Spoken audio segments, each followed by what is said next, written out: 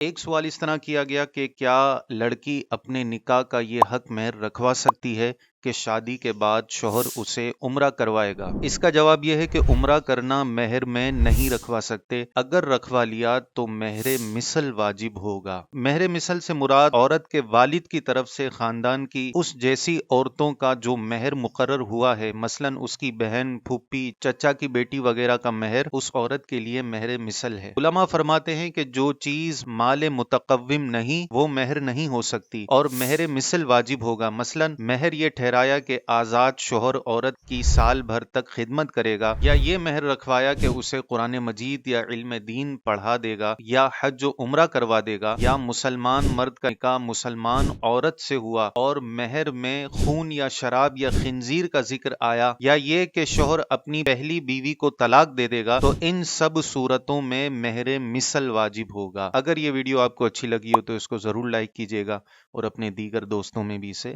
Share کیجیے گا۔